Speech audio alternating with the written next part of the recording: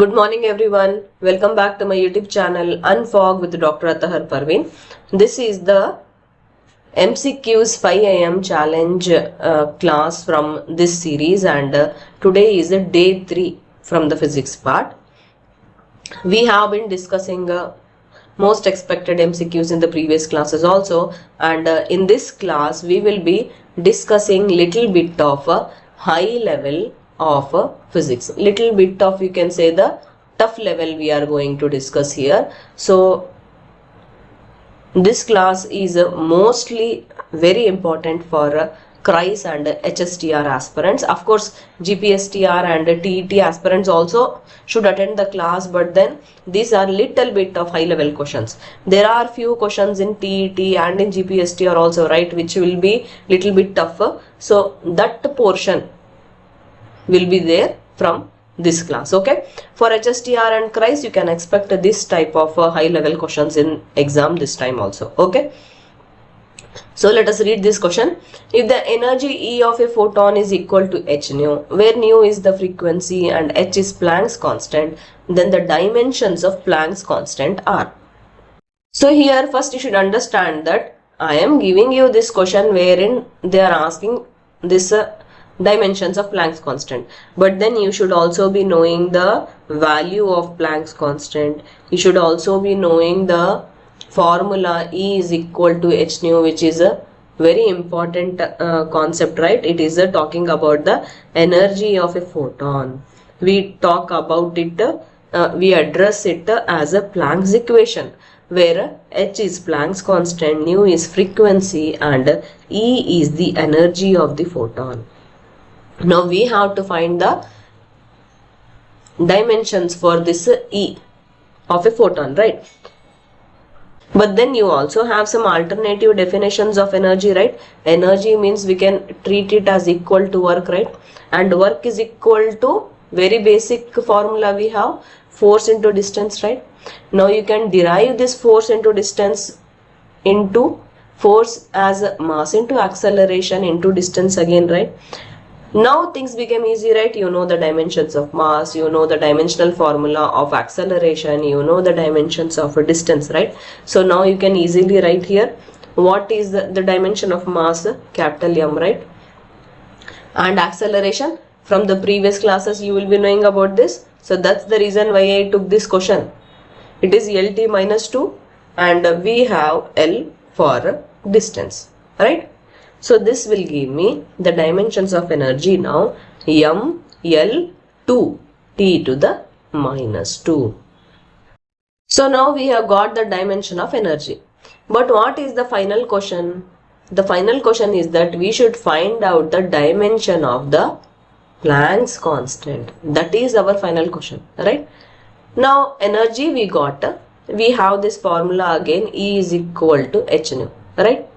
Now what will be h then? It will be E by nu. For frequency, see, what is the definition for frequency? The definition will be, frequency is a number of cycles per unit time, right? So it will be 1 by t, right? So here for energy I have the dimensional formula which I have derived just now. And then for frequency, the dimensional formula will be t to the minus 1, right? So what will be the Planck's constant dimensions now? M, L, 2, t to the minus 1. So option C will be the correct answer here. In case they were asking for dimensions of energy, then you would have stopped till here, and in that case option D will be the correct answer for energy if they ask. Okay, so you have to read the question carefully. First what we did, we first found the energy dimensions, then we used E is equal to h nu again,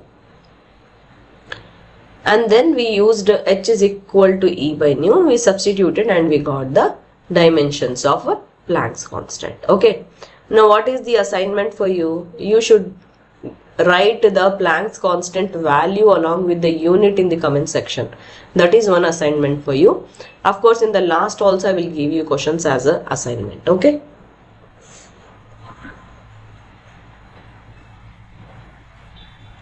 Moving on, next question. Now let us come to the dynamics part of the question. A body goes from P to Q with a velocity of 40 meter per second and comes back from Q to P with a velocity of 60 meter per second. Then the average velocity of the body during the whole journey is. So basically, if you draw the diagram, in the question they are telling that a body is going from P to Q. The velocity is 40 meter per second. Again it is coming back from Q to P. The velocity is 60 meter per second. We have to find out the average velocity of the body during the whole journey. Means whole journey means starting point to ending point. Again from ending point to starting point. It went and it again came back to P. So this is the entire journey. We should be knowing that the average velocity will be equal to displacement upon total time. See, if they are asking about the speed, then the story will be different, because average speed will be equal to distance upon total time. But here they are talking about average velocity, means displacement upon total time. So if a body is starting from one point and again it is coming back to the same point, it means that the displacement is 0. See, if this is P and Q, what is the distance? Distance traveled will be equal to PQ plus QP. That will be the distance traveled by the body. But then what about the displacement? Displacement is the shortest distance from the starting point to the ending point. When the starting point and ending point is same, this is only starting point and this is only ending point, then displacement will be 0, right? So average velocity now became 0 upon total time because displacement is 0 here. So what is the average velocity of the body during this whole journey? It became 0 meter per second. So option D will be the correct answer here. You should be very careful. If they are talking about average speed, then the story will be different. If they are talking about average speed, total distance upon total time, right? It will be, as I told you, PQ plus QP upon total time, how much time it has taken. That will be your average speed. Okay, clear, right? So this way you have to be very careful, because if you see the options, only one option is 0. Rest all options are numbers. You should not get confused by seeing the options of this type of problems. You have to focus on actually what is the story. Because if you don't understand the story, then you will not come to the conclusion that the displacement is 0. If you do not come to this conclusion, then your answer will be wrong. Okay, clear, right? So we can expect this question this time. In CRISE also we can expect, in TET also, and in HSTR also we can expect this type of question. Okay. Next, another important question. The area under acceleration time graph represents whether it is velocity, it is displacement traveled, distance traveled, or change in velocity. So basically, area under acceleration time means acceleration will be on y-axis, time will be on x-axis. This is actually the definition for change in velocity. Change in velocity delta V is equal to acceleration into time. So this is the very definition of this graph. So you should understand this. Now what is change in velocity? Change in velocity means your final velocity minus initial velocity. What is U? It is initial velocity of the body. What is V? It is final velocity of the body. Change in these two velocities, I mean change V minus U will give you change in velocity. This change in velocity is equal to A into T. That you can plot as a graph. The area of this graph, no, it will give you change in velocity. Okay, so here you can also understand that velocity is equal to distance upon time, right? But then what is acceleration? Acceleration is velocity upon time, right? Basically this is displacement upon time, and acceleration is velocity upon time. So you have to remember these two things. Okay, and then this definition though is very common, you will be knowing. I can also derive it. See, delta V is equal to A into T, right? Now what is delta V? V minus U. This is equal to AT, right? Or we have one equation of motion, right? V is equal to U plus AT. This is also one equation of motion, right? So this way we have derived it also. Okay, clear, right? So basically change in velocity is the area under acceleration time. So option D will be the correct answer here. Okay. See, if things did not click in your mind, no, this at least you know, right? A is equal to V upon T. So this will give you V is equal to AT, right? So the graph is A into T, right? So area will be equal to A into T, right? Correct, right? So what is A into T? It is velocity. Where a velocity is there? In option A and D. But then because here acceleration and time are having different values in the graph, so that's why we need to mention that there is change in velocity. See, acceleration gets created only because of change in velocity. If the velocity is uniform, then acceleration doesn't come into picture. So that idea you have to put here. Okay. Next, another important question. When a moving bus suddenly applies brake, then the passengers sitting in it fall in the forward direction. This can be explained by 4 options they are giving are theory of relativity, Newton's first law, second law, or third law. See, this type of questions are very important questions. We can expect this question in HSTR and CRIS also. In fact, we can expect in TET also. Friends, remember that when you have this type of question wherein they are talking about a moving object and brakes are applied, one important concept should come in your mind. We call it inertia. Okay. Now this concept of inertia has been very nicely explained by Newton's first law. It states that a body remains at rest or moves with uniform velocity when the body, we are talking about when it is there in the straight line, unless an external force is acted upon it. So meaning is that unless one force is acting upon it, till then the body will either remain at rest or it will move with uniform velocity. But whatever happens is happening because of the application of the external force. Okay. So here, as per the question, the bus is moving, suddenly brakes are applied, then passenger who is sitting inside the bus is falling in the forward direction.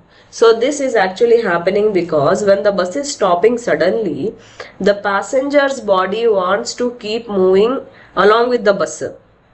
So upper body moves forward, but the lower body of the passenger is sticked to the seat, right?